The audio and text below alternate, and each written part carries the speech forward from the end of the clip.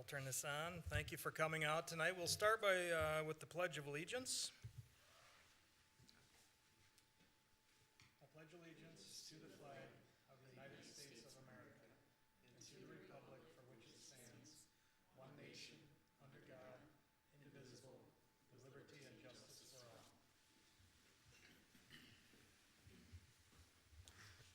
Carrie, if you'll read the roll call tonight. Mr. Steinberg, Mrs. Rorich, Mr. White, Here. Mr. Whittington, Here. Mayor Oranger. Here. As we do have 3 out of our 5 members present, we do have a quorum, so we can conduct business here tonight. Anyone in the audience wishing to address the council on something that's not on our agenda tonight? We'll have some open time here, so. And seeing nobody wishing to speak, we'll move on to the agenda. Council, you'll note the agenda in front of you tonight. Do we have any other modifications to tonight's agenda?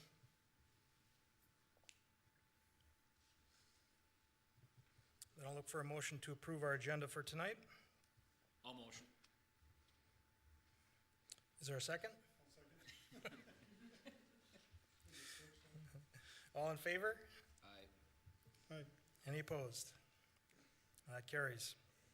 And then you'll note in your packet, we do have the minutes from the December 6th council meeting.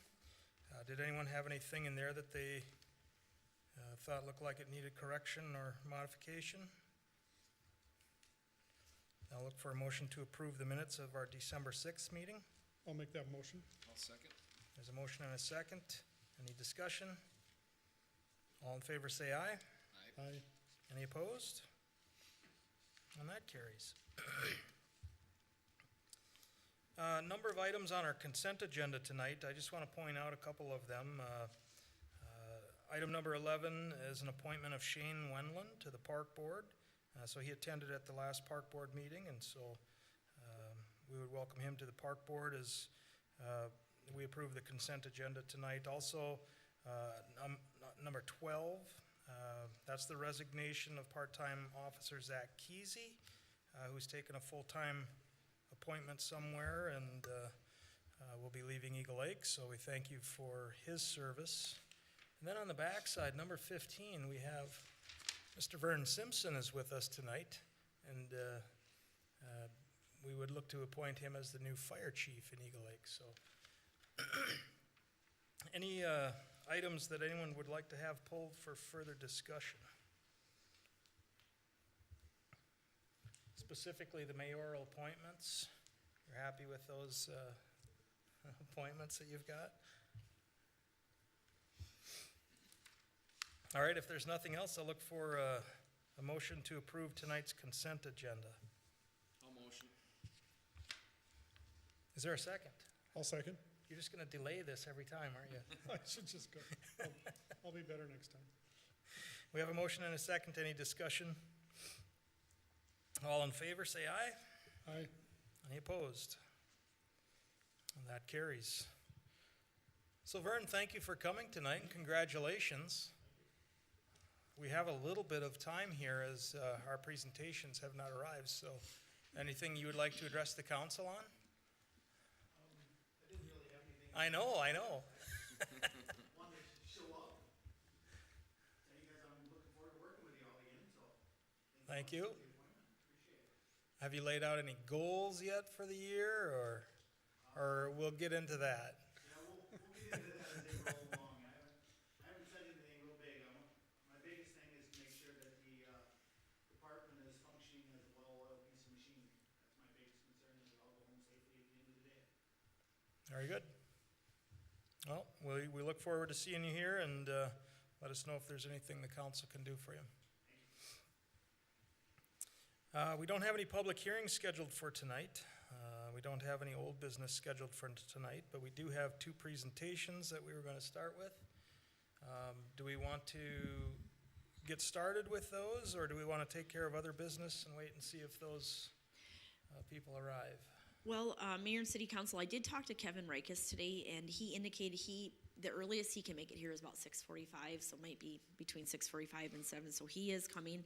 I have not heard back from Angela DiMartini since we last spoke on the phone, but at that time she agreed she was going to be here.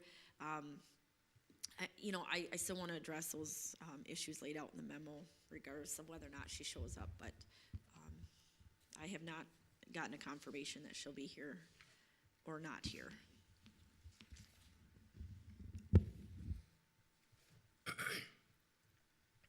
Well, why don't we jump to our new business then, item number 3, the sale of the 2017 squad car.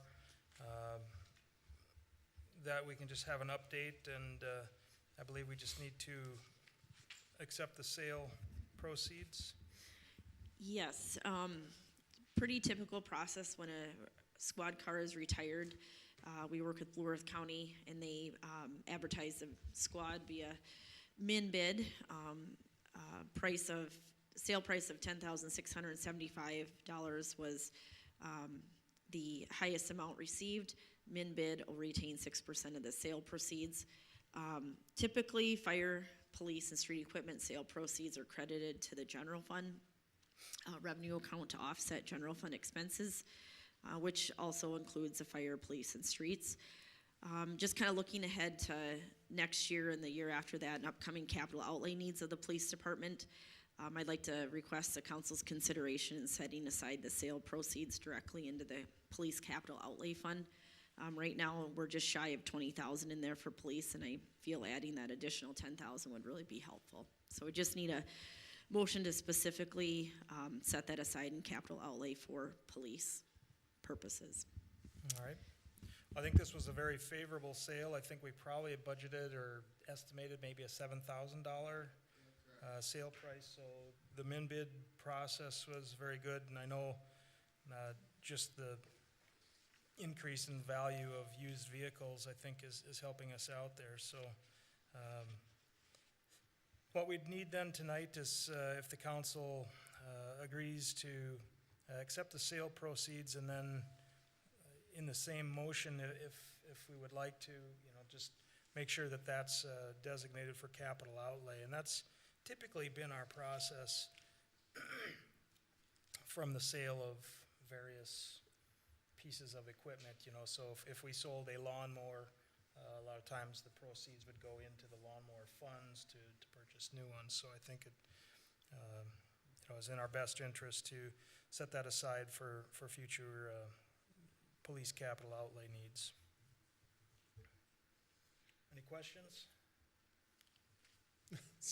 Are you looking for a motion, Tim? Yes, I would look for a motion. Make the motion to accept the sale and also retain those funds into the police capital budget.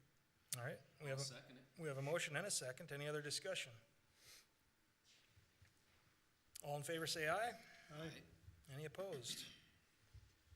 That carries. All right, then we can jump back to presentations. Angela is here with us. Thank you for coming out tonight. This will begin on page 66 of the packet. And Jennifer, I'll let you give a little background here, and then we'll see if the council has any questions.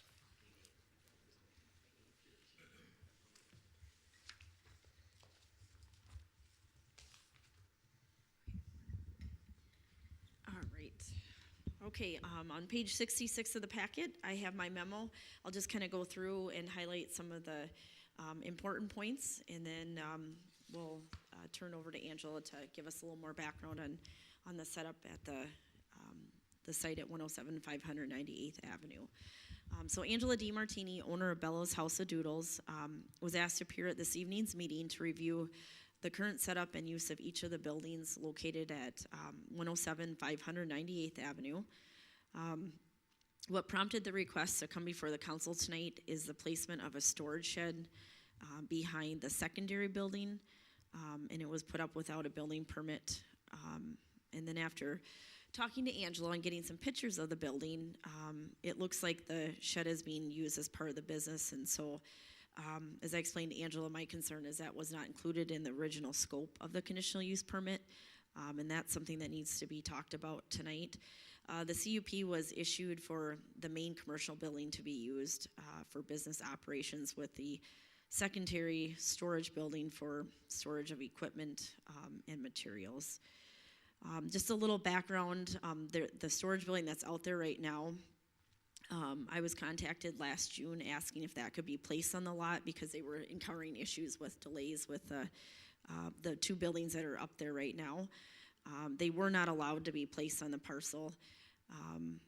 And then fast forward then to August 2nd, you will remember that Angela and Rick were at the meeting to talk about using the secondary building to operate their business out of. And at that time, because it wasn't the way the conditional use permit was approved, the council approved a separate agreement.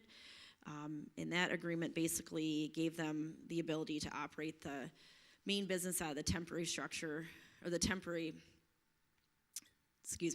operation of the business out of the secondary building.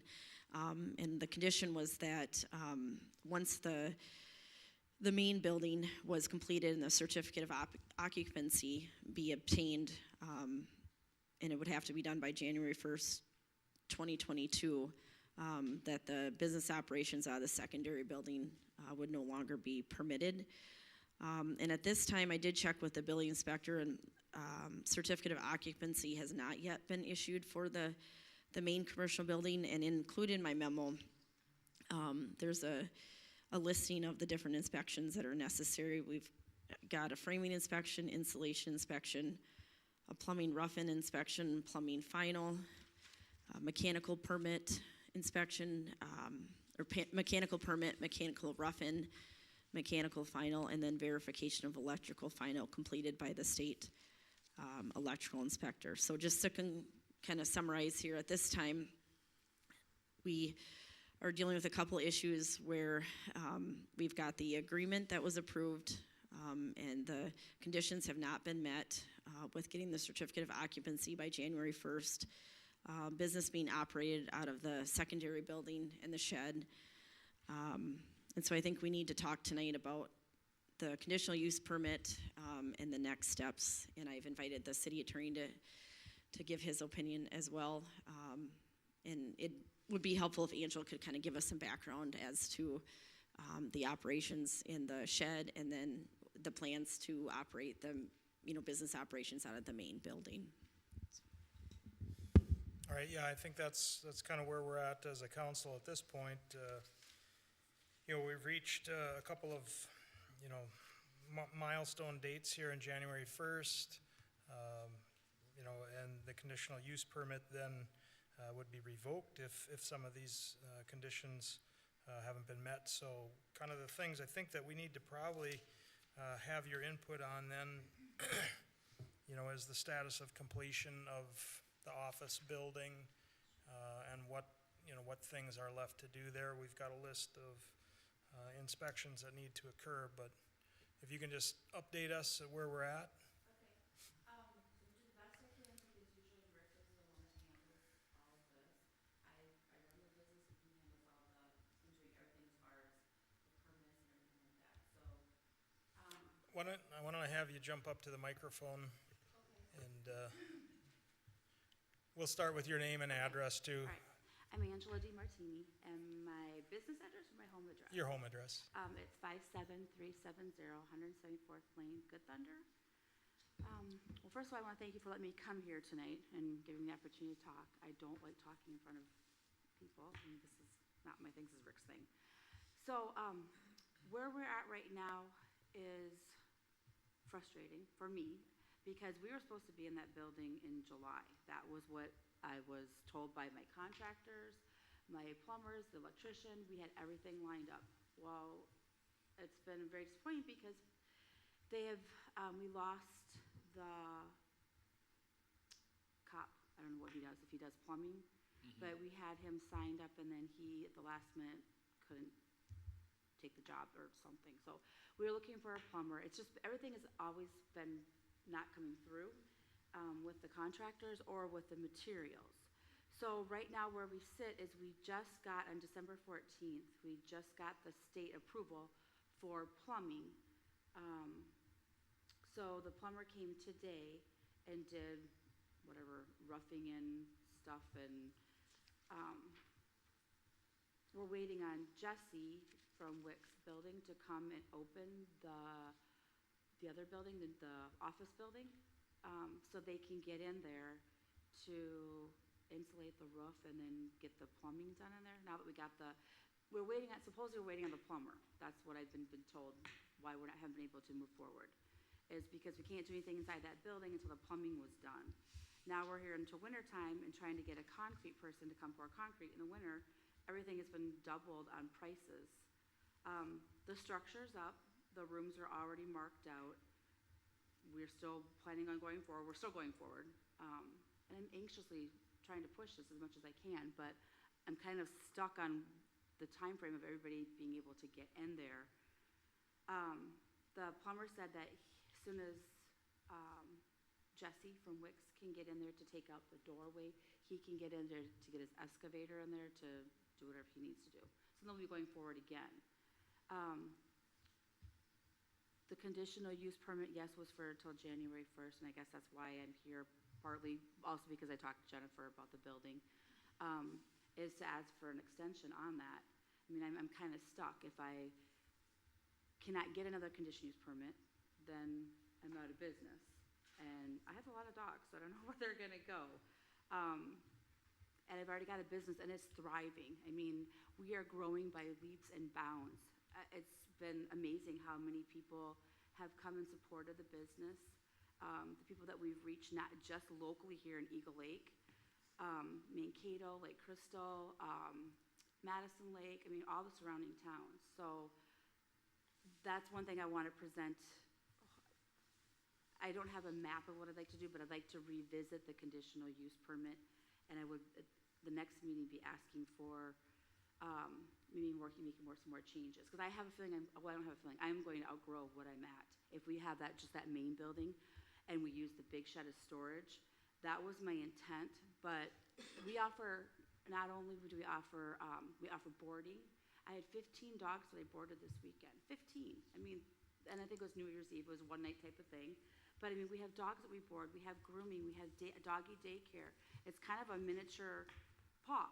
And I just foresee it getting bigger to some point. I mean, obviously can't go too much, but I guess that's kind of where I'm at. The shed behind it, that was inside of the building that we rented from Scott. We didn't build it to put on the property. It was already in Scott's building that we rented from him. So when before we could get the building going, the building's up and going, we contacted Jennifer, asked if we could bring that shed out and just put it on our property so we could get the permits and get all that stuff going. And she said she didn't think that would work because it's a shed, and that we would need to have that permanent structure on the property. Is that my regulation of it? That's my regulation of it. Yeah, I went out there, it was like a couple of minute thing because I know Rick had talked to me and I didn't really understand when he was telling me over the phone what it was. So when I looked at it, I drove out there, looked at it, and then I called Rick back and just told him that we can't have temporary structures because the conditional use is for those two structures. So I guess there was no discussion about that being on the site after the buildings were up. So that's kind of where we're. That is correct. Correct. That maybe, Angela, you could explain too a little bit about what exactly is that shed used for, and then how. So like when you talk about the boarding of the dogs right now. Yep. Like what operations are going on in the in the secondary building, the big other one. building. So when you walk in, we have a makeshift office. I mean, it's got two card tables that we're using, we're using as desks.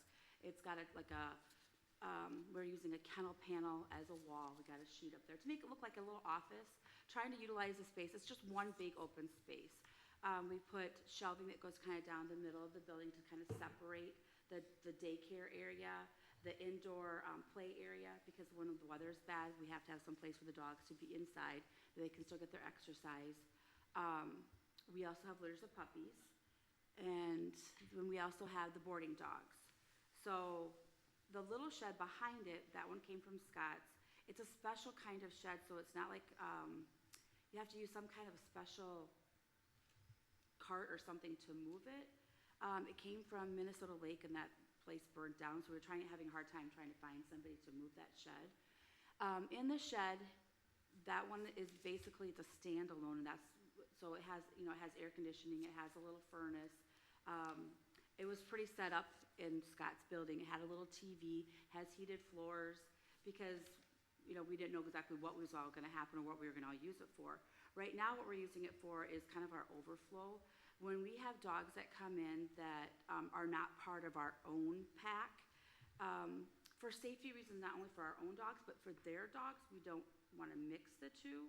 So, like my boarding dogs that came in, they have their own kennels, and we were using that little shed in the back, and that's where they would go. For disease control, that was another reason. What I'd like to be able to use in the future is like a sick bay. So if one of my own females, mother dogs get sick, that I can quarantine them so that disease doesn't spread throughout. Kennel cough is another big thing that's really known on dogs when you board dogs. We do ask for Bordetella for the dogs, but it's not required. And so that if the dog has kennel cough, that can spread through the whole thing. So that's why we've been using that little shed, is more of a holding area for the incoming dogs. Rick's not here, and he did ask that, he suggested that I've asked if we could come back next month and show what we'd like to propose going forward. And especially, we'd like to be able to use that big shed after the new building is up and running. And I don't have a time frame on it. I don't know when that building's gonna get done. All I know is that the plumber was there today. He told me he'd need 3 days to get in there, and I'm waiting on Jesse to give me a time to get that door open to get in there. So how many buildings do you have the animals in right now? I have two. I have the buildings. big storehouse or warehouse shed. And then we have the little building. It has 4 little kennel rooms. And you're gonna be asking the council to reconsider the conditional use permit to expand it, Correct. but you haven't been in compliance with the current. Well, I do have occupancy for the building that we're in. So I'm assuming that we're in compliance. I mean, we have had inspections of Do you have an occupancy for the shed? I'm sorry, what's that? Do you have the occupancy certificate for the shed? For the big building, correct. No, how about the small building? No, Okay, well, weren't you required to have that? I don't know, to be honest with you. But I don't you're know. running the business. Excuse me? But you're running the business. You're correct, I am. Isn't running it your the job to know that? Yeah, I guess so. I guess when I come up to the city office and I ask for, conditional use permits, I mean, I would think that they would tell me I need to have this, this, and this. If I'm already paying for, certificates and, But you understand that's not city staff's job to tell you how to run your business. well, I don't know if I'm asking them to run how to run my business. I guess I'm coming here saying, what do I need to do? What kind of paperwork do I need to have? I mean, I don't know. I'm not asking them how to charge for customers, anything like that. I'm asking, what do I need? Are there dogs in the small building? There is, correct. So I think item number 1, that small building was not a part of Correct. anything that the council has seen. That is correct. So that, in our opinion, was flag number 1. Okay, That is out of compliance with the conditional use permit. So now, if we're just reading the language here, we both agree that the main building will be ready for occupancy on or before January 1st. If that doesn't happen, the conditional use permit is revoked. okay, And that's the big bomb drop. sure, That means cease and desist operating a business on that site okay, in this particular Sure. style. So, to me, item number 1 is that small shed. There should be no dogs in there. okay, That has to have a building permit. okay, From the photos that we saw, that has plumbing and power, and in essence, if that were to be added to the site, I believe it has to have some sort of a foundation based upon the size of that unit. A shed is only 200 square feet or less, I think, by our code, and that's much, much larger. This is a building that needs to be permitted, inspected, reviewed, and an occupancy given for that one as well Okay. before it can be used. Now, you may have been using it inside that other building, but that Sure. wasn't anything that, And I guess that, council that is knows. my fault, and I, definitely will own that. I didn't tell them to move it over, but that, I will take that because I am the owner of the business. Right. When we came up, we got a kennel permit, it was for that building. So I guess, so how many, you said there were 15 boarded dogs just this last weekend. How many dogs are on the property? so right now, we currently have 10 dogs, and we have, puppies are starting to go out, so we have, let's say 10 puppies? And what are the state regulations as far as the number of puppies that can be on site? I can have as many as I want. I'm licensed with the state of Minnesota. So we could have 3,000 puppies in Well, there. I don't think I could fit 3,000 in there, but, I mean, there's gotta be a limit somewhere at the state. I thought there was something about the it's number 10 of or, it's 10 or more dogs you have to get female licensed. dogs, breeding Intact, Or dogs. breeding dogs, male or female, if they're intact. and then whatever their litters might be, so. Yeah, it doesn't count on the puppies, it's 10 or more. You have to be licensed by the state of Minnesota. Because from my perspective, sitting here, I just feel like the way things are happening, it's like trying to pull wool over our eyes Oh, I'm and sorry, skirt that's not what I'm trying to issues. do. And so basically what we said is, whoa, wait a minute. This building here is a big red flag, and now we've gotten to an agreement that you and I signed, Correct. and you're not meeting the terms of the agreement. And I understand that, and I'm not here to argue. I'm trying to be very humble, because I mean, I'm not trying to pull on the wool any. I just want a business, I want to operate it, and I want to do things the right way. So if I've done things the wrong way, I want to correct it, if I can correct it. I mean, the shed, it can go. I mean, obviously it has to go, but I'm just, or, I don't know. I don't know what I'm trying to say. Well, I think the Yeah, shed can possibly remain, but it has to be permitted, Sure. and it has to be, just like the other two buildings, it has to receive a certificate of occupancy before it can be used for the purpose that you want to use it for. Okay, And so if it's currently being used in that, what I'm saying is that my reading of everything is that business shall cease in that building right there. okay, And then mothball it for now, sure. bring that back to the council so that we can look at this. If we're gonna extend a CUP, basically right now, we're kind of in the decision-making time of, Right, do we revoke the CUP? And then a dog business can't be operated on that property. right, That means all of it's gotta go right. away. I understand. And I don't know if I'm speaking out of No, you're fine. turn legally or Well, things like that. Here's just a point. I mean, first off, that building isn't licensed to be as a kennel. We don't license buildings to be kennels. We license properties. So you have a single kennel license for your property, not for individual buildings. So I'm not sure what you were referring to when you said that that building was licensed. Well, I as guess a that's kennel. my understanding, and I don't know, my understanding is when I came to Jennifer in the very beginning of all this, and I told her that I have a dog business and that I'd like to get a kennel license, I assumed that, I mean, I don't have a property, I was renting a property inside of a building, and so I got the kennel license, so I assumed that's what it was for. But this building didn't show up until, or at least we weren't aware of this building until I was called. And I spent literally probably 2 minutes out there I'm like, I don't understand what you're talking about, a building inside of a building. And I don't even think you're even using the building, but the question posed me was, can we put this building outside? And it was not, and I said, no.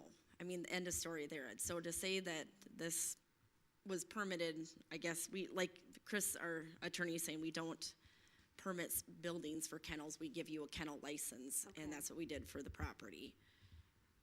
Okay, well, I guess I'll take the responsibility for that too. I just thought that when I came here and you came up there and you saw the building and you actually walked in the building and said it was a very nice building. I did not walk in the building. I took a peek. I was literally up there for 2 minutes. I get called, asked if that building can be put on the property. So like I said, went up there because I didn't understand this whole Didn't you come the concept. very first time when I'm not here to argue with you. I did not look in the building. I didn't walk in the building. I stood at the outside and there was some puppies around, and but I did not know what the inside of the building looked like. And I don't think that's even relevant No, here, I guess. right, it's not, right. It kind of just, I guess we're kind of, it feels like things are just kind of being made up as we go along here. And I guess when I talked to you on the phone the other day, I thought this was used for puppies, but today it sounds like it's being used for new dogs coming in. So I guess I'm just confused about a lot of stuff here in the details. I can't speak for the council.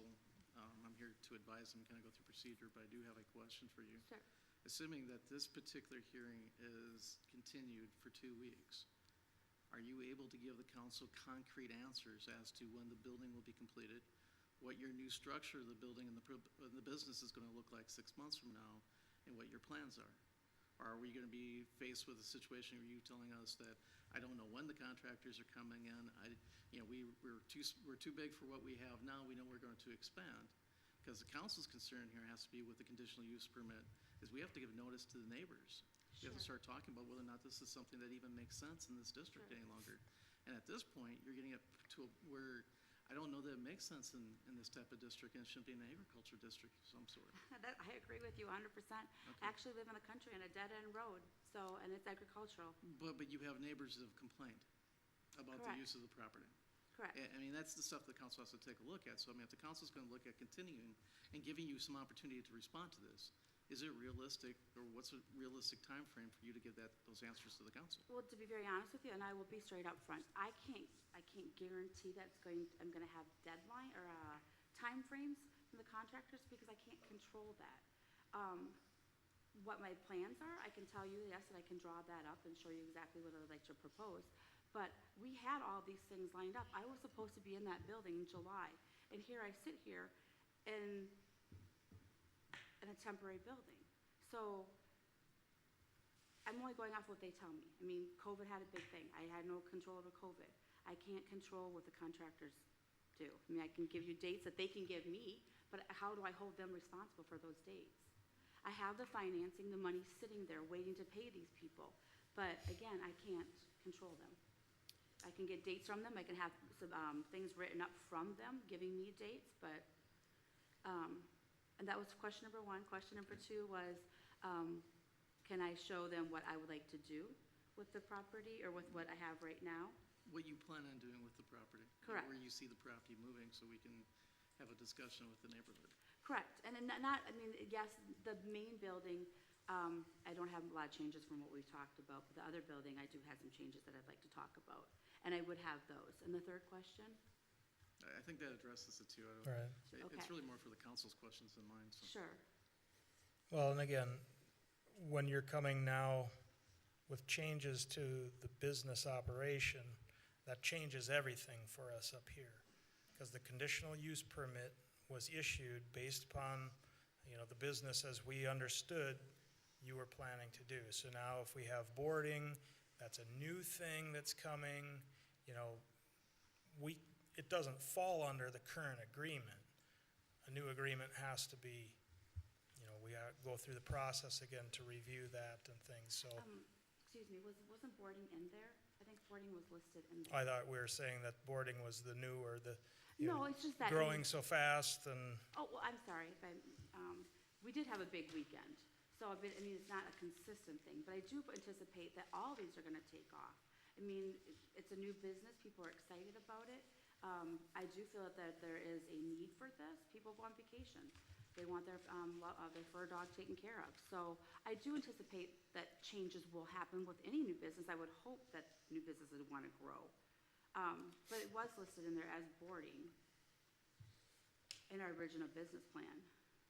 Grooming, boarding, daycare, veterinarian services. in the one building. In the one building, correct. And yes, that's correct. And maybe now is not the time to talk about changes because I haven't even got the first Yes, building. please don't talk about changes I right now. know, and I'm sorry, I want to be transparent because I don't want to have you guys think that I'm trying to pull the wool over your eyes, because that's not what I want to do. I'm here in Eagle Lake, and I grew up in town here. I want to have a good reputation. It's not something Well, I'm just telling you, that's how I feel Yeah, personally. and I I don't can- know about the rest of the Sure. council, but, And I can understand that, absolutely. so, as we looked at some of these questions, if we do take this up again, we do have a special meeting coming up on the 19th. Okay, And it sounds as though you don't have answers to, many of the questions, because the biggest thing is what's the status of the completion of building number 1?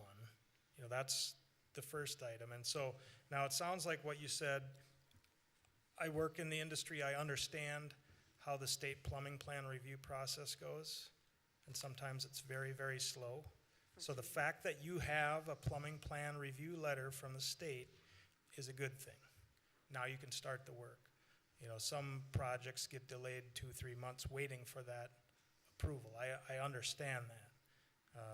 But now, the other items that Jennifer had listed kind of in her memo from the building inspector need to be addressed. And so I think if we, and maybe I'm speaking out of turn, if we want to kind of make a list of these are the questions that we have as a council. Otherwise, tonight we could say, the CUP agreement that we have shows that this particular business is out of compliance, and we can revoke the CUP, which would be devastating for what you're trying to do. Mr. Mayor, just on the procedure on that, we can't revoke the CUP tonight.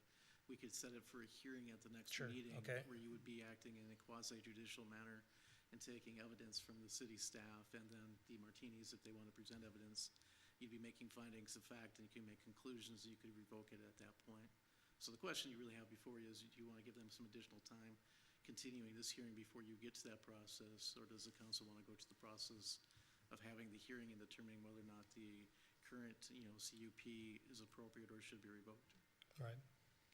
And that's why you're here. Thank you. That's why I'm here. Do you guys Yeah, have well, I questions think for of- me is, there's several outstanding things, and I totally understand management of vendors, I do that all the time, but I think you still need to come with a plan and timeline, and I think the key is that when that slips, there's a call or an email that same day okay, to Jennifer, so we kind of, because we understand, things happen like that, but it's the communication here that I think, Is for me, lacking. is like, where we got kind of bogged down. We didn't know what that building was there, we didn't know what it was used for, those kind of things. So I think that I would still on the 19th want to see that plan of, the plumbing is coming in this time, inspectors, you have to wait for those kind of things, but, having a timeline because there's a lot, like, there's 8 inspections, right, which are, so, and Those I are guess 8 I wasn't moving- under them, I didn't know about and Rick, because Rick talks to you a lot, so, or not talks to you a lot. Probably Mandy, maybe in the office with Okay. the inspections maybe. All right, so I guess I wasn't aware, I thought everything was a go. Again, Rick is the one that's handling the construction part of it. He is kind of the building, I don't know what you call them, who oversees everything.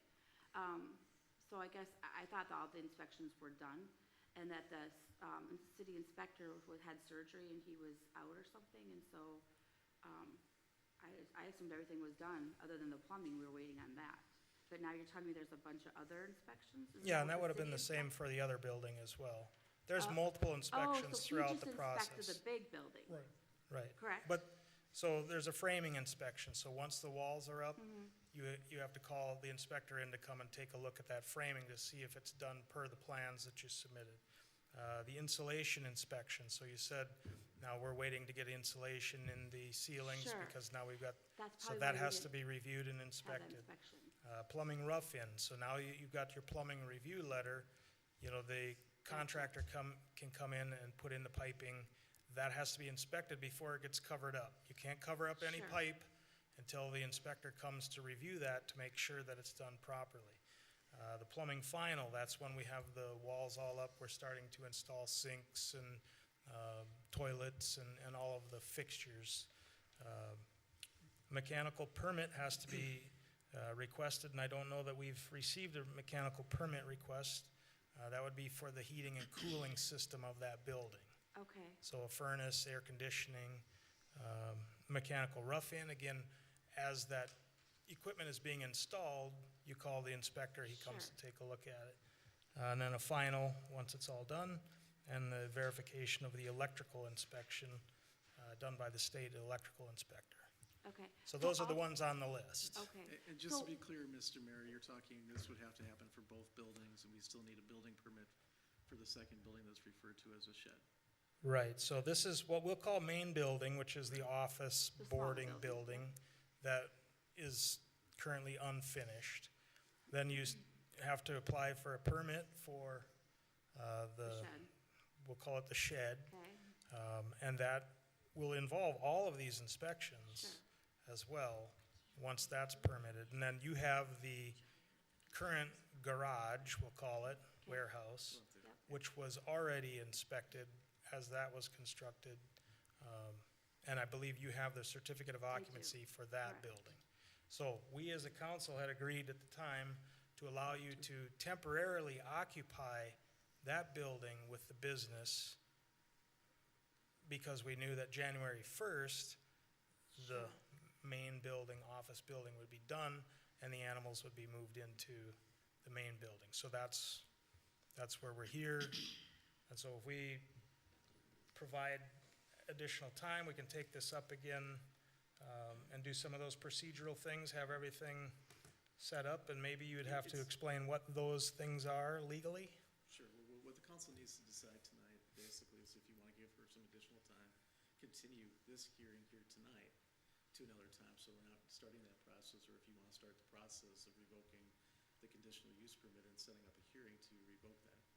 Again, at that hearing, you would not have to necessarily, you'll vote, and every council member gets to make their own decision as to whether or not to revoke it at that point. But if that's the process you're taking, then we need to send out notices, and then you'll be setting aside, 15 minutes to a half hour where you would expect to receive testimony, and you would have proposed findings and the whole bit, so we'd have the hearing. So it's just a matter if you want to give some additional time. And but before that, my concern ends up being is that, you know me, I always talk about precedent. Are we setting a precedent here for other businesses or something else? This business is somewhat unique, because generally speaking, when we're talking about the conditional use permits, the building will be constructed before the business is allowed to start. That didn't happen here.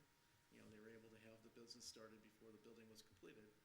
And I think that's where, some of the concern comes in for, obviously, everybody here. Nobody's here looking to drive businesses out of town or put roadblocks up. But there's some question whether or not there would have been more incentive to get things done if you were not, quite frankly, if you were not allowed to have the dogs there until the building was complete. I don't know that you would not have put more pressure on the contractors. Or would put penalty provisions into the contract saying, if you do not have it done by this date, you pay us X amount of dollars, which is what we put in the contracts for streets. yep. I'm on your page 100%. I wish we would have done something like that, because I just feel like we got run around a lot of times with a lot of the contractors, that we had already signed contracts with them, to contract them to do this work. I guess I beg you not to revoke my license and to work with me. I will do whatever it takes to get to where I need to go, or how to make this happen. I mean, this is my vision, this is my dream, and I've gone through a lot to get to this point. Well, as far as I'm concerned, I'm more worried about solutions rather than just rehashing what's happened. Obviously what's happened is not good. Sure. And this is Not kind of really the certain. warning shot of, we need to start seeing answers, or what other decision do we have to revoke you?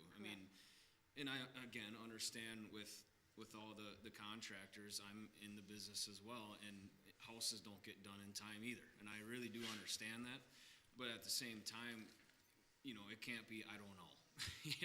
We kind of have to have a concrete idea. Even with the list of 8 things that have to be done, that is important. Let's move forward and have solutions rather than sit here and say, you did that, she did that, you should have done that, you could have done that. I really don't care about that. I want you to look at this and come with solutions, because if you don't, then I guess we really don't have any other option. So that's just where I'm coming from. I'm more of a solution guy rather than building on the problem. No, I would echo that, and just being perfectly honest, it's kind of disappointing that you were lagging behind and you knew that January 1st date was coming up, or your business partner and life partner. Sure. And so we should have been communicated a lot sooner than, I than agree. now. But yeah, that being said, I think coming together, having that solution whenever we set that date, you know, if we have you come back on the 19th or whatever, you know, what are you gonna do? You know, and then just keeping that communications open when things start to slip, and they will slip because they're contractors, right? But, you know, we can't set another date and then a couple days before that date, find out we're nowhere closer. We're not gonna, right.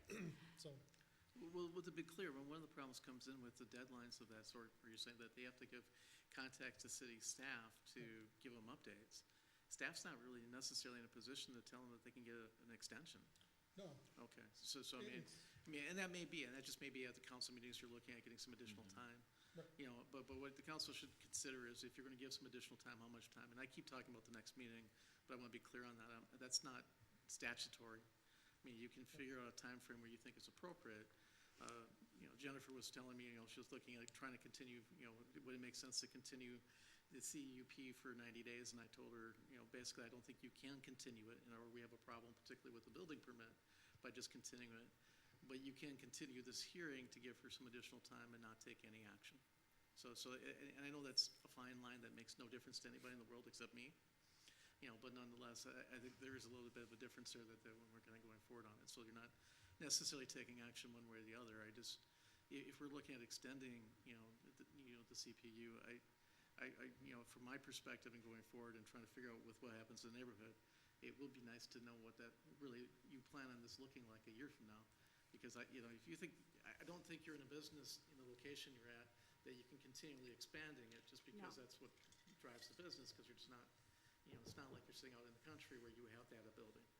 You know, so there's Correct. always gonna be some limitations just by where the business is and how it's zoned. Correct. I get off my soapbox.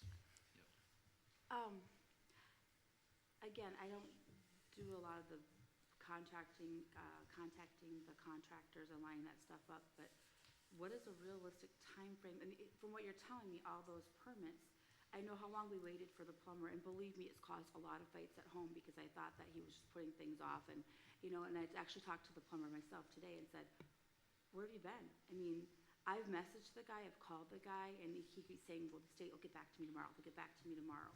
And tomorrow turned into another week, and it turned into another week. So, I mean, it's caused a lot of friction. So what would be like a realistic time if I get all these contractors lined up and I take it upon myself to do all this? And then we get all these contractors in there, because the building is a shell, you know, that has spray painted rooms in there where the things are gonna be. That's what I got. I got water, some kind of a water thing in the middle of it. So it I sounds think like I have to do mechanical room. I mean, I know I'll do all the rooms, but it doesn't sound like it could be done in a couple of weeks. The mayor can correct me if I'm wrong. I think what the mayor was saying is that we're looking for a time frame for you, like in 2 weeks, to give us a decent calendar that you can follow. Nobody's asking for a time frame or trying to dictate a time frame to you today. Sure. We're saying, when can you give us a time frame as to when this can practically get taken care of? I understand. And I think you should be on, you know, and I do honestly think that that's something that you can give that information to the council, and should be able to get that information to the council. And if you can't, you know, that's a red flag. And the council's got to take that into consideration too. Okay.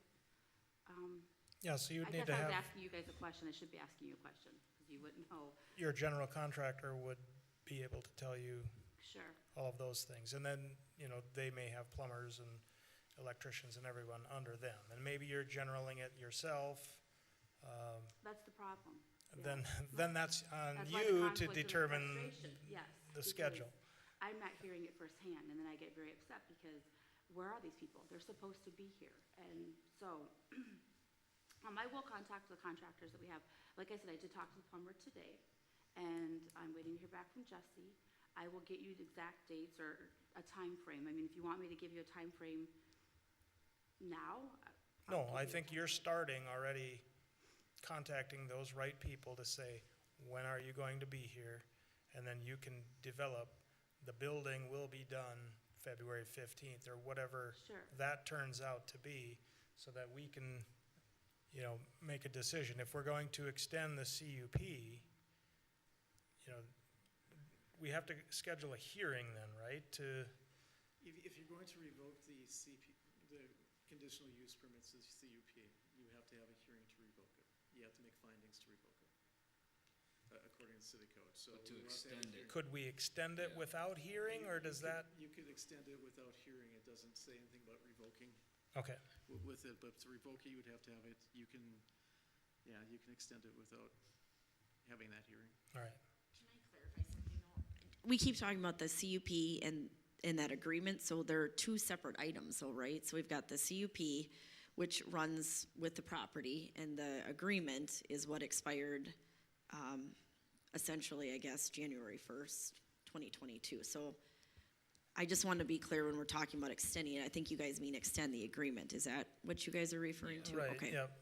And then the other question I have, from a building permit perspective for staff, I don't know how I could approve a building permit if it's being used for the use it's being, that shed, because it doesn't align with the business plan that was submitted with the conditional use permit. So I feel like until that's addressed, that I don't think we can issue a building permit. I guess if you're just looking at adding a shed for storage, that's one thing, but a shed that's, where the business is being operated, it's different. So. And I'll thank Jennifer for making that distinction. I guess I've been using the two terms interchangeably. The CPU actually just runs until you guys revoke it, and that's one of the reasons we have to have the hearing to revoke it. But it's the agreement that allows for it, that kind of provides for that. And we keep referring to it as shed. I think really, intents and purposes, we're talking about an ancillary building on the same property. I really don't see how it meets the definition for the city as being a shed.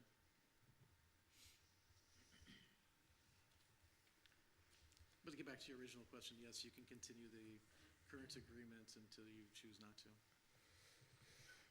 All right.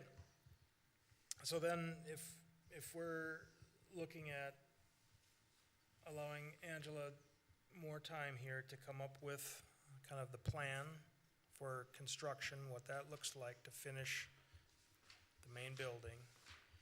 Secondarily, I think we would also be looking at permitting the ancillary building. And really that shouldn't be used for anything until that is done. So any animals in there should be removed and housed elsewhere. But then if that's the direction we want to go, I'd like to be very specific on kind of the things that we want to see. And I think it would just be the completion of construction schedule. So you would contact all of your contractors and put together a reasonable construction for the interior space. And I think it'll all fall through or, into place pretty nicely, but you'll have to bring that then to us to show us what that looks like. And then I'm really not sure how to jump into any other future changes. I don't know that should even be a part of this. Let's get through, if business expands, I think, and maybe you should plan to attend each council meeting until the project is completed, just to give us updates and things like that. But if we're going to look at, expanding what was started with, we'll have to have another conversation on the council level to see, because that would then amend those conditions and kind of that business plan that we looked at.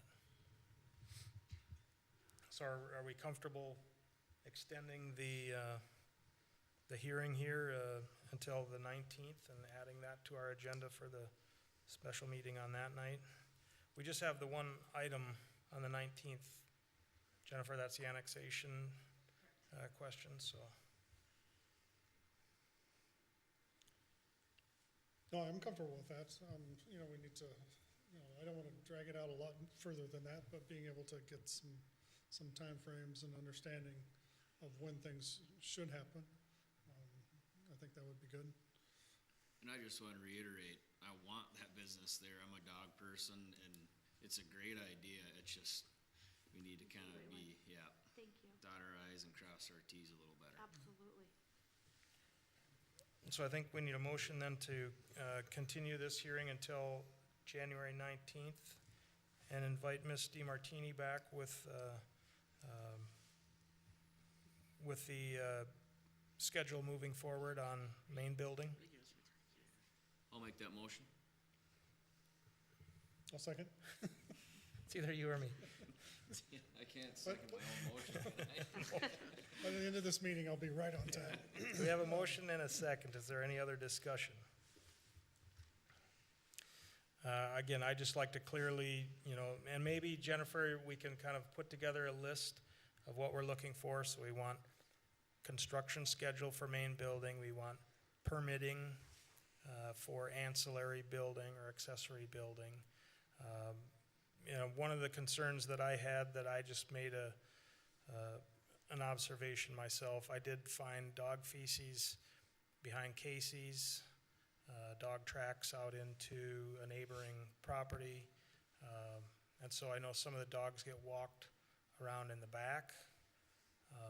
That isn't a part of anything. They need No. to stay on property. And they shouldn't be. I mean, at first, that's what they started doing, so if there's still stuff there, behind Casey's, we don't go back behind Casey's, and if anything, they would be outside. And we have a fenced-in area in the back on that concrete slab. So I only that- knew because it snowed, so it was very evident. Sure, yeah, nope, that should not be happening. And at some point in time, when it's complete project, the whole thing will be all fenced in, so there will be no outside, and that's in the plan. Right. Now, Jennifer, again, we do have an open motion here. I just have a question then about fencing. Is that a separate permit?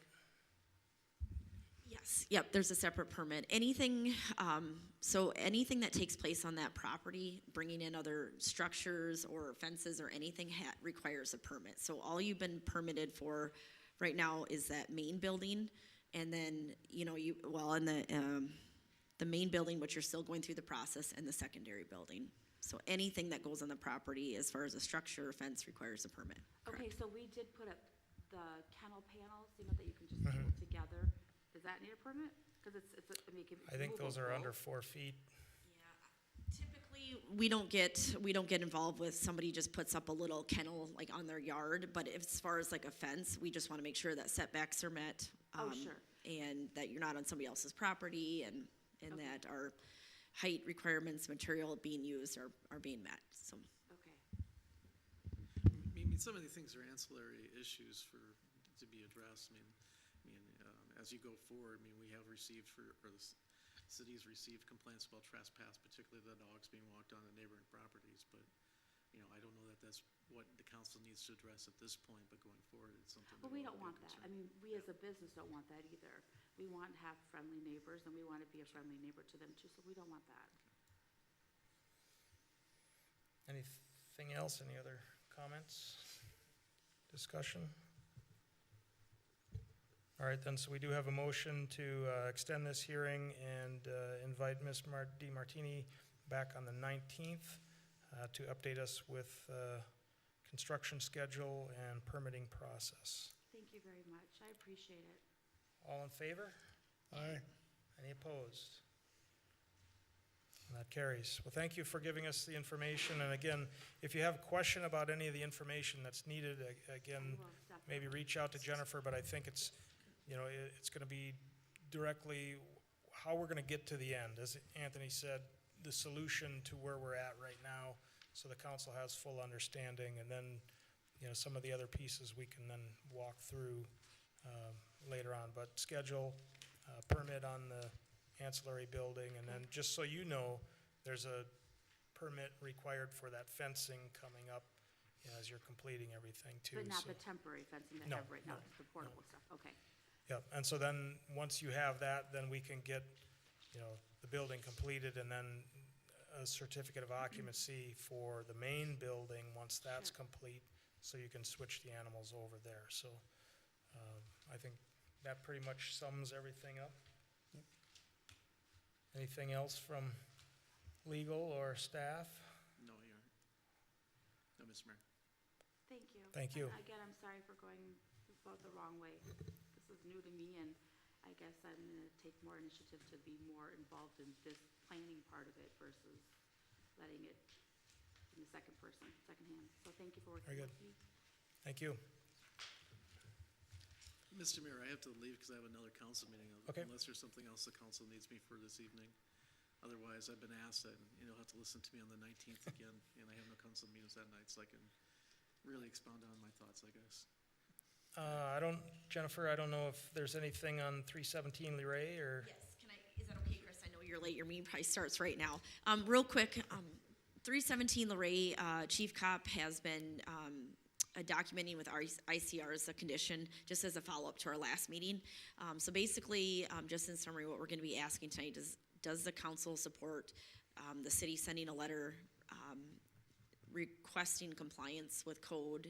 If not, will the city support abating the nuisance, incurring the costs up front, and then assessing it back to the property owner? So that's basically where we're at. And I know from a legal perspective, Chris probably has some different opinions on whether we should do that or not, but that's what we're gonna be talking about tonight. In regards to that particular property, I think it's one of those type of properties are absolutely the most frustrating for the city. We kind of know that they're operating a business, but we don't have any evidence that they're operating a business. And we know that there's storage materials that they're, scrap metal that really shouldn't be stored there or not. But we may have a difficult time showing exactly how long they're keeping the scrap metal on the property. And the way the code reads, it does seem to indicate that it has to be stored there for a period of time. So we certainly can, and I have arguments that we can make going forward and trying to, for the abatement, saying, arguing that, continuous scrap heap, whether it's changing in character, does not comply with what the city code is, but it's a little bit more challenging than we would see with some other type of properties. I guess that's what I wanted to bring the council's attention to, but I'm more than happy to go forward with it. And I know that the chief is incredibly frustrated with trying to deal with this property, and I know the neighbors are incredibly frustrated, but that's kind of what the issue is. And if you do decide to go forward, there probably will need to be some staff, more, quite honestly, some police department effort watching the property at night and figuring out what exactly is happening and when is this stuff coming and going from there. And the chief can correct me if I'm wrong on any of the facts. Yeah, excuse me. The scrap that's in the dumpster hasn't changed since I started looking at it on Monday, the 27th, and I didn't look at it on the weekends. My officers looked at it. I showed them a picture of how it has been, and they've said, it's on the driveway, it's by the garage, still has full of scrap, doesn't look like it's moved. And I checked today, which would be day 8, and everything was the same from when I checked it on Monday. And I've just been documenting it with ICRs and log reporting it, that my little notes or the officer's notes have been putting it in. So it's time stamped and it's dated. So, it's kind of the best way to do it. Well, there were 2 previous letters sent to the property owner citing section 3.09 on refuse storage. And we had given them 10 days to comply with whatever it was. Did they make satisfactory progress for whatever those 2 incidents were? Yeah, I met with them several times, which is the frustrating part. But yeah, started getting it out of there. They moved, but then 2 days later, 3 days later, they moved it, and then they'll bring something else back in, and it's like, so then and it's like, yeah, I think, at least in my opinion, the best way I'd like to see. I don't think they're going to comply, and that's just my opinion with what we're going to ask of them. And I think, in my professional opinion, the best way to handle it would be to abate it. But because I don't know what more I can do, I go over there. In the past 2 months, I've been over there several times saying, "This has got to go. This has got to go." And it's my job, but realistically, we shouldn't have to hold Right. residents' hands and, what they need to do.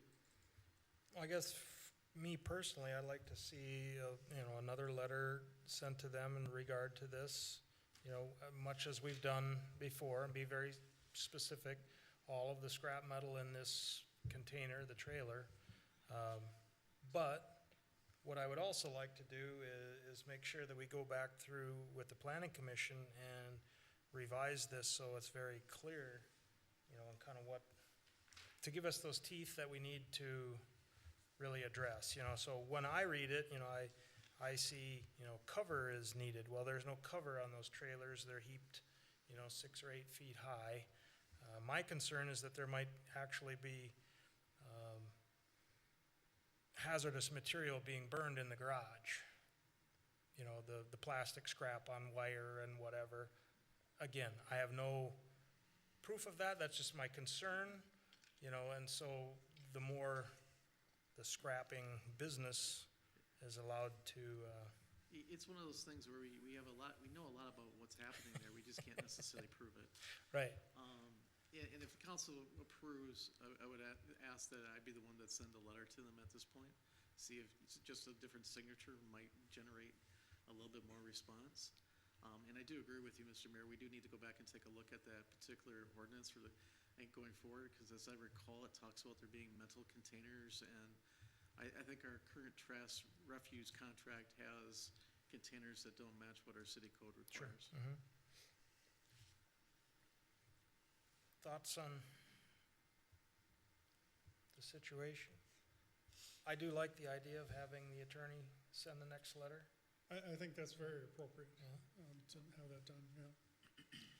You know, I'd rather not get into abatement unless, you know, obviously they're not willing to do anything, but, you know, I think they've got neighbors that are concerned and, Right, and, you know, when I asked them why I get stories of like, the motor burned out on his trailer, so he can't get that dumpster up on, to get it out of there, and my friend is coming this week to work on it, and it'll be out of there, and, you know, again, it's just, but, yeah, it's just worthless right. promises. Well, I'm very pro-business. I like scrappers, but this isn't the appropriate location. So I guess that'd be my opinion, is we have the attorney write the letter, you know, again, you know, citing section 3.090, you know, and asking them to remove that. But then follow up with the next step in going through and completely rewriting or modifying this language so that we don't have to, you know, argue about some of these things. Is there a path to abatement? You know, history has shown us already that, you know, they may make a little better efforts, you know, coming from an attorney letter versus a city letter. But is that gonna be clean it up once and then it degrades pretty quickly after that? That would be my concern is, yeah, oh, they got scared, cleaned it up, but, you know, we're back here in March and it's back to the same situation. Is that, An incredibly valid concern, and a concern that cities have all the time. right, There's no good way to address that concern.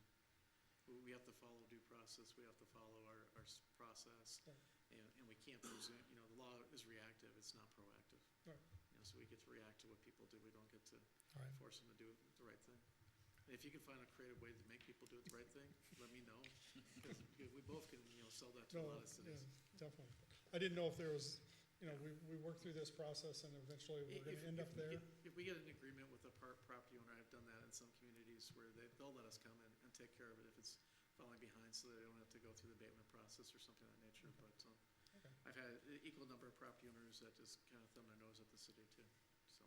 But I am running No, really perfect. late. so- Thank you. Thanks. So if that's of interest to the council, then I'd look for a motion to instruct the city attorney to send the property owner a letter to remove the refuse from their property. So moved. Is there a second? I'll second. Any discussion? Can I ask you a clarifying question? Yep. When I follow up with the city attorney tomorrow, so he sends a letter, does it also mean then that if they don't comply, then that it has to be abated? I was a little bit confused on that.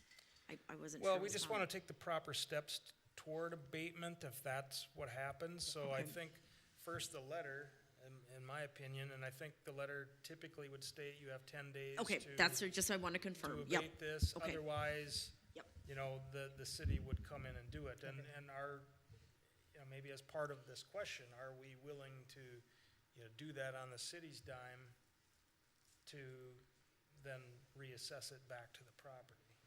I mean, I think that's really the only recourse that we would have. And as Chris said, sometimes you can come into some sort of a written agreement with a property owner so that that process goes smoothly. But I'm just hoping that the trailer goes away. And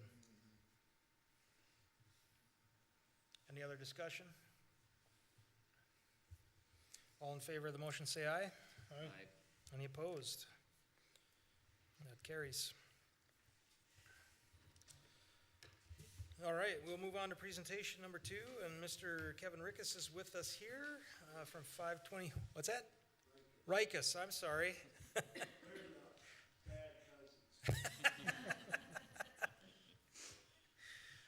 So on page 96 of your packet, as part of our Agency Street project, as you recall, we extended the sewer there, and you just told me Rickus, right? Yep. I didn't want to get those bad part of the family in there. So Mr. Rickus then is now being asked to connect to that sewer line, but there's been some issues and concerns with that. So Jennifer, I'll let you give a little background. Mr. Rickus can give us any information that he might have, and then we can look to either approve or deny a sewer extension request that's coming before us. Sure. Mayor and City Council, as the mayor provides some background, Kevin Rickus is here tonight to talk about his status of connecting to the city sewer. As was mentioned, sewer was extended as part of the Agency Street project. Our code does state that when sewer becomes available, a property owner must connect within 30 days. And I have talked with Kevin, and he agreed to come tonight to talk to you, as he has had difficulty being able to get a contractor lined up to do this work. So essentially, Mr. Rickus is here this evening asking your consideration to grant him a grace period until the spring of 2022 to connect. And I'll let Kevin maybe talk with you about kind of what he thinks is a realistic time frame, and we'll, I guess, go from there.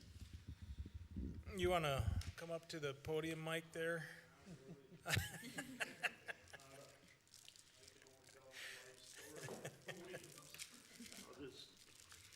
Well, I did get one, and it was, I got one from J.R. Brunder, and it was like ridiculous. It was, they wanted over 9,000.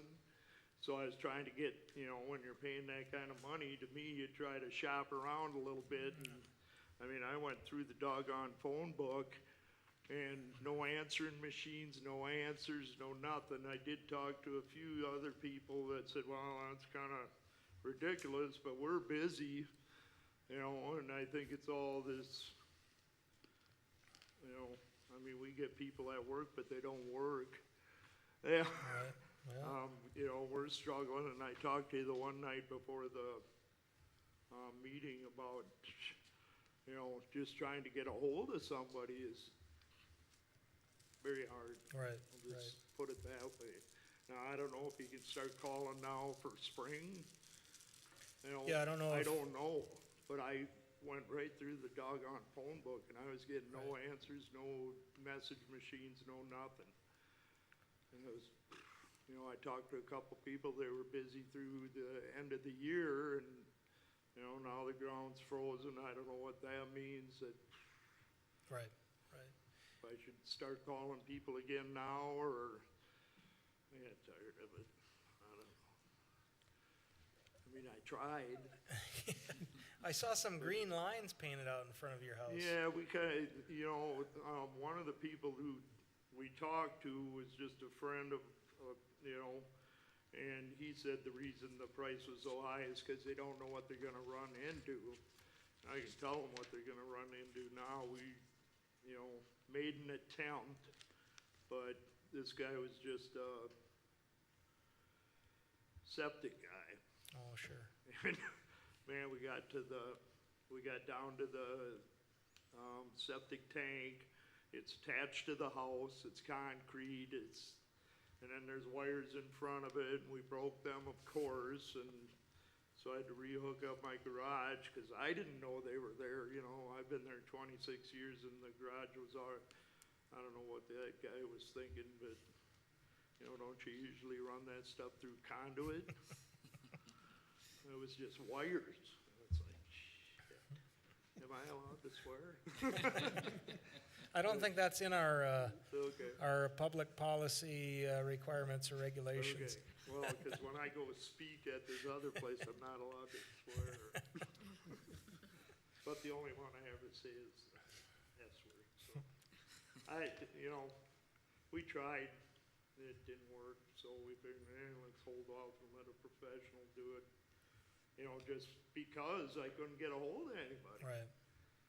So, you know, I don't know what you guys think, but like I said, I don't know if you can start calling now and get somebody to do it in the spring, you know, get first on their list or.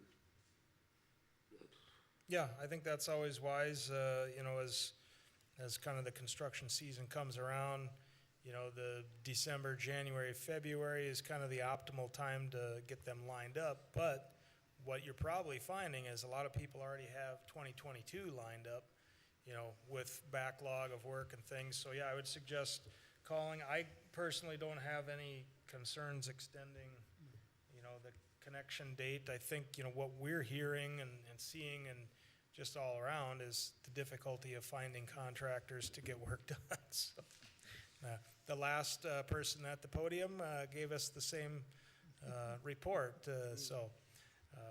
No, I don't have any problem, you know, personally extending it. And again, I think as you call around, maybe, you know, if you know, get some schedules out of people, if you say, when could you come and do it, maybe then let city staff know that. And, Sure. you know, I think we just want to see positive progress, you know, so that you're not stuck out there.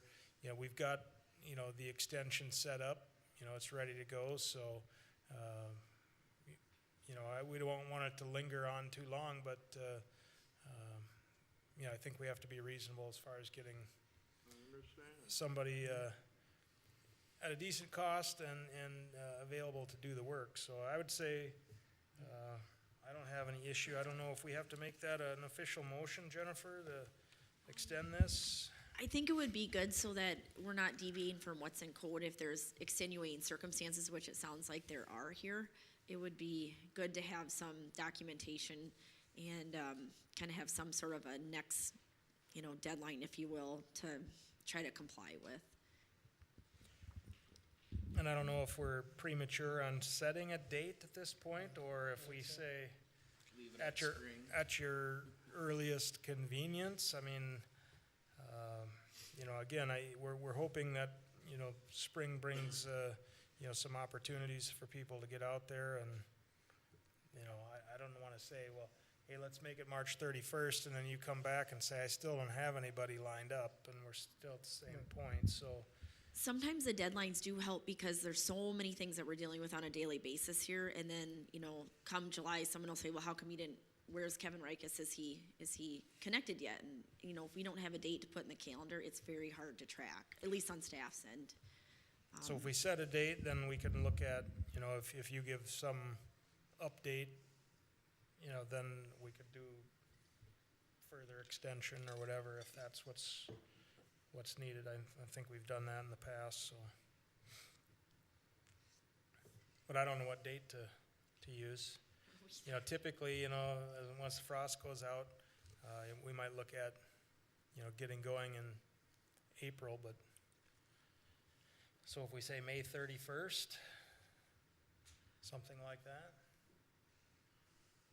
Okay. We'll give you a target window to see if we can hit, and then I guess keep us posted as. Yeah, I'll get working on it again.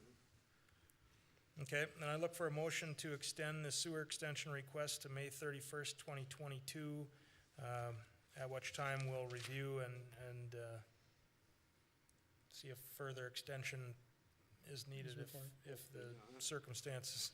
I'd like to get it over with so I can start growing grass again or Right, something. right. I'll make that motion. I'll second. All right. All right, we have a motion and a second. Any other discussion? All in favor, say aye. Aye. Any opposed?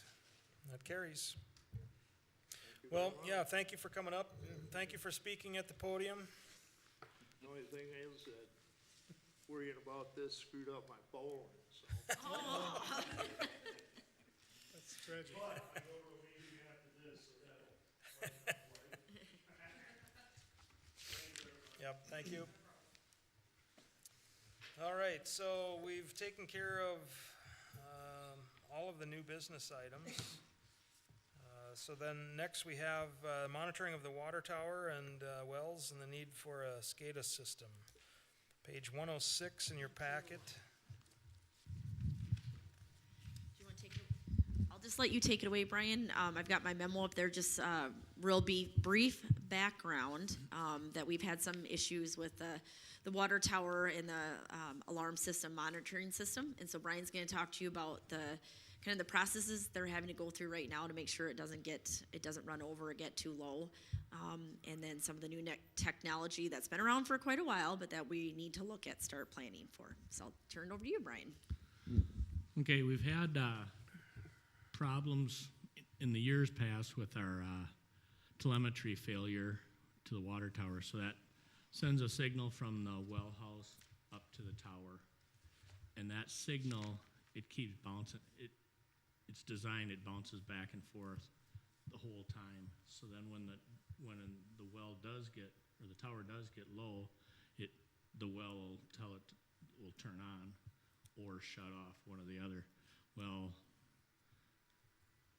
with the cold weather, last year it did it a few times. In the past, it's done it every once in a while, but not all the time. But last year it was, I think, about 3 or 4 times it did it.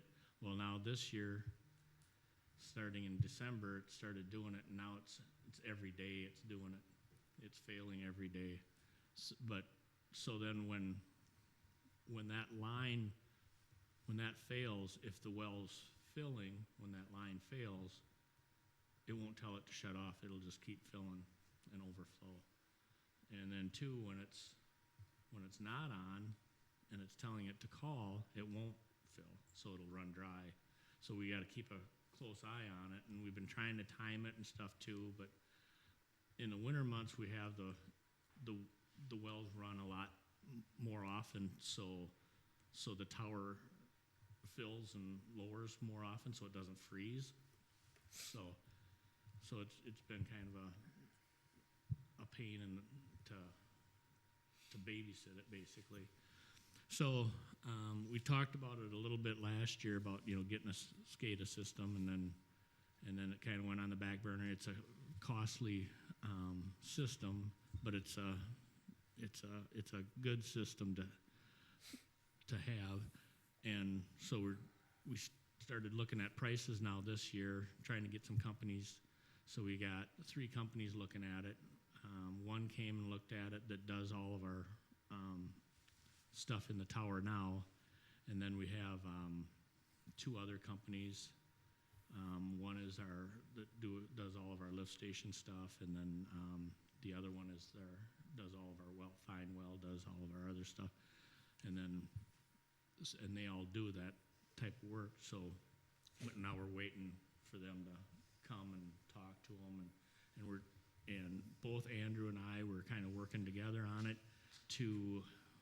We want to get the right system that'll work the best for us. So these systems, it'll monitor it. So we'll have a computer in our office that'll monitor it. We'll be able to do it on our phones, and goes off at 2 o'clock in the morning. I can look at my phone. I can tell exactly what's wrong. I can turn the pumps on, shut them off, and we're looking at them too for the well plus the lift station tour too. So we'd have it for the whole system, because we've had troubles in the past too with the lift stations too. But you can see it right from your bed. Then you don't have to come in and fix the problem. So we started looking at this. So right now, I got kind of a price from one company, and and it looks like it's going to be a big dollar deal now. So I'm thinking, it's going to be somewhere, $65,000, $100,000 deal for both water and sewer. But I know we got to get the water fixed as soon as we can, and if we can add the sewer later or something. But so I'm thinking next week we'll be talking to the other ones. So it might be a deal too. We might want to put on our special meeting on the 19th to discuss further if about purchasing anything. I did talk to Jennifer briefly, but we didn't know what the price was. But the money, where the money's coming from out of the, it'd be coming out of the water and the sewer and stuff. And I think it's something it's costly, but we'll be able to afford it to do it. I'm thinking so. It's just a couple more companies that we want to talk to make sure that we're going in the right direction of what we want, how we want it to work. We don't want all the bells and whistles. We just want to know what the tower reads to turn it on, shut it off, high level, low level, and well failure and stuff like that. So. Brian, is this typically something that you said happens in cold weather predominantly with the water tower? Yeah, that's what it seems like too. So we're, so we have the telephone line runs from the well house to the tower. So we always, call the telephone company. Well, they come and check the line. Well, then it's not failing at that time. So they don't know if there's a break in the line anywhere, if there's something, but there's something going on. But everybody, we have two different companies. We got the control panel people that say, oh, it's not their stuff. And then we have the telephone company that says it's not theirs.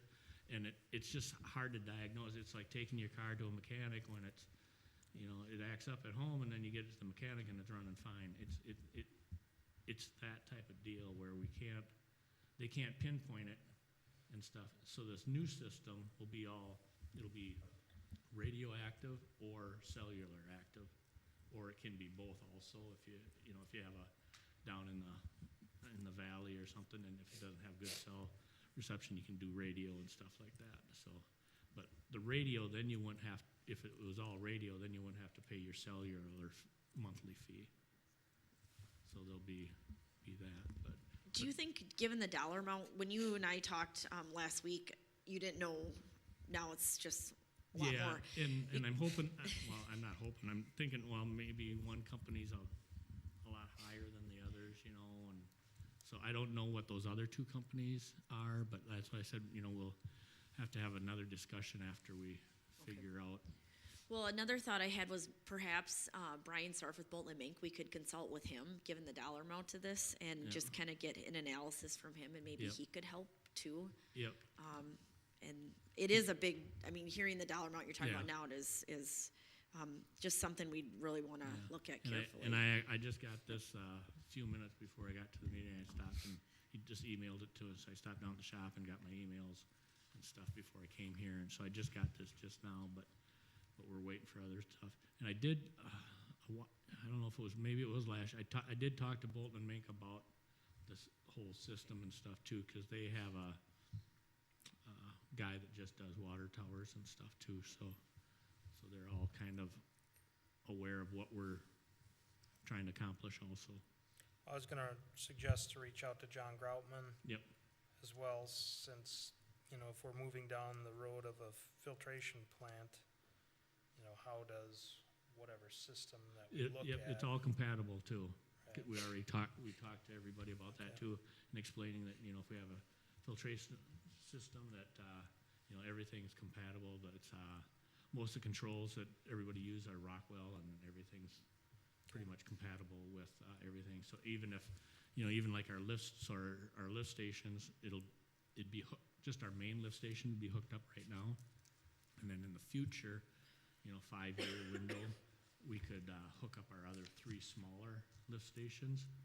But I don't think we'd have to hook those up right now because they're so low volume usage that, and we don't have any problems, typically with them now, and we check them every week and stuff too, so.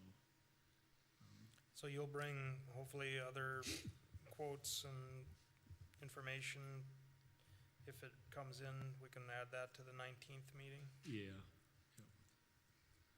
Unless it gets too big where, if you wanna do a separate meeting or anything, if it gets a little complicated. Brian, do you think if it's too cost prohibitive right now that you can limp this along and still be able to, I mean, I know we've got a couple more months of really Yeah. cold weather here. Yeah, but- if it warm up soon, but, just this last holiday week was terrible.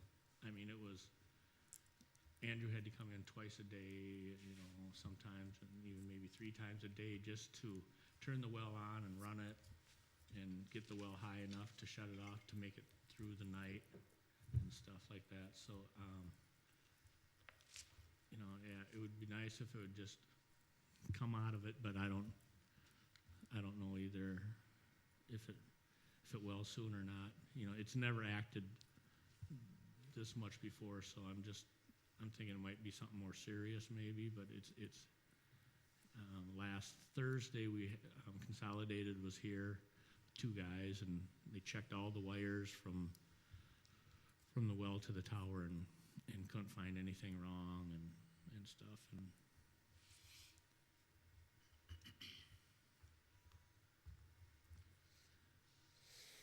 All right, any other questions from the council?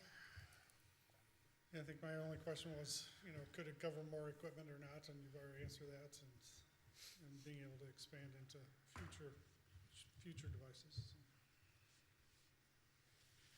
All right, well then, keep working on that, Brian, and let us know what you come up with. Okay. The final other item, well, I guess the third one, number 3, alleyway between North 2nd Street and North 3rd Street. Page 111 of your packet. All right, Mayor and City Council, I've gotten a complaint about an alleyway, and Public Works Director Brian Gettle and I have went out and spent some time with this. That's why I wanted to add it to the agenda tonight, because I feel like it's something that I'd like to get reviewed with the council, and if you have a different perspective, we can take a different route. But there's an alleyway between North 2nd Street and North 3rd Street, and there's some metal posts, and I'll show a picture of that, that are, I'm going to turn this clockwise. The metal posts over here, we've gotten a complaint from a resident that they're concerned about hitting the posts. And we went out and we talked with the property owner on which the posts are located, mentioned the concern, and it's kind of a nuisance issue to me, it appears, between the two residences. But Brian did mark on there where the city's property pin is, and so I don't know that there's a whole lot we can do at this point. I've reviewed code, consulted with the city's attorney, and there's really nothing else we can do. I just wanted to make you aware of where we're coming from, and saying that we can't require the property owner to remove those posts because they're on private property. And if you look down the alleyway, there's a number of different items that are in the same position. As you kind of drive around town, or there's other places where people have either rocks or trees or other items that could be hit by vehicles as well. So I just wanted to bring this up because we haven't gotten resolution here between the property owners, but at this point I feel like it's a private issue between the two property owners. But I wanted to bring it up to see if there's any concerns or questions with the city's position at this time. I should also add that, in talking with Brian, I guess the concern from the city's perspective when we have alleyways or any street is if we have issues with snow plows or other equipment and maintenance. And from Brian's perspective, you don't have any issues, or you have not experienced any issues with, being able to clear the alleyway. So. Are there any issues public safety wise, squad cars? Not from our perspective, squad cars, I can get back there, I drive back there on a regular basis. It's 10 miles an hour, if people go faster than that, you know, that's what it's posted, not posted, but it's the state statute, it's 10 miles an hour down alleyways, so. Our new fire chief? Do you think? Plenty of room to navigate that alley. Okay. And Brian, you said you can plow and, Correct. and it doesn't seem to violate any city code, it's private property? Then I guess, in my opinion, there's nothing for us to do. Just monitor the situation then, John, as far as, you know, disputes amongst the property owners. Maybe spray paint them bright orange or something? Make it Put very a skull clear. on top of Right. each one or something. All right, and I think the last page, or maybe that was just a note, again, thank you to the ice rink volunteers, you know, putting that all together. Is there an opportunity for Zamboni again this year? No, No? Okay. no, he's doing his own ice this year, so. But we really didn't use it that much, to be honest with you. Well, it's always nice to have volunteers that, you know, will do things for the city, so. What makes it worth it when you drive down there and there's 30 people there, so Right. Yeah, perfect. at least people are using it. Yeah. Well, if you want to pass that on to the others as well. Yep. but, just that it's noticed and it's appreciated. It's nice to have a younger brother-in-law. 10 o'clock, let's go. All right, anything that I missed on any of the items above? If not, then I'll look for our city administrator's report. All right. So I just wanted to give an update on the upcoming Highway 14 project. I've been communicating with Ann Wolf with MnDOT. She's a public engagement coordinator with District 7. We talked last week, and then she sent me an email today confirming that she'd like to look at scheduling someone to be here to talk to the council, giving update, answer questions February, March. Because it's been some time since the project kind of, you know, they did the public input and came up with the different options, and the council, decided, you know, to go with the R cut. So they're gonna be here to answer some questions, just kind of review where, you know, how we got to where we are today. And then I'm working on the winter newsletter. We'll be putting in some information about the project in the winter newsletter as well. So look for somebody to be at the meeting, hopefully in February, if not, then in March. So, and then the next thing was a winter newsletter. Just need some time to get that wrapped up, so that'll be coming soon. And then the upcoming special meeting, public hearing for annexation, is on January 19th at 6 o'clock. And the city attorney was planning to be there, and so that'll help with the continuation hearing for the DeMartinis. And that's all I have. Has there been any other updates from the developer on that annexation question? Since our last meeting, any other changes or anything that? No. So I was asked by somebody if the project is still moving ahead. I think there was a buzz going around about the project wasn't gonna go forward, so I contacted the developer to kind of determine fact from, you know, rumor, and he said no, he's still on for the hearing the 19th, and as far as he's concerned, he's still moving ahead with the project. So I don't know if that answers your question, but Yep. I okay. just wanted to know if there was anything new coming. Nope, that's it. All right, we were going to adjourn into closed session to do an annual performance evaluation of the administrator, but seeing as there's only 3 of us, I think we will postpone that to the February meeting, so kind of take note of that. Anybody have anything else? Council member reports?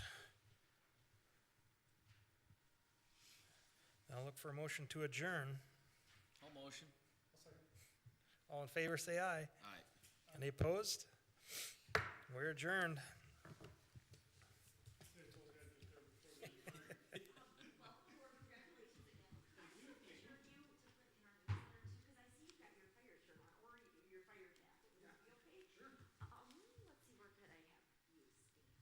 Front of the flag. Let's do it from, okay, all right. Hard to go wrong with that. Yeah. All right. It's a record. I always catch people for pictures, I'm sorry. This is not a record. Yeah, I know. It's before eight, though, we're doing well. We're doing very well. Thank you. Appreciate that.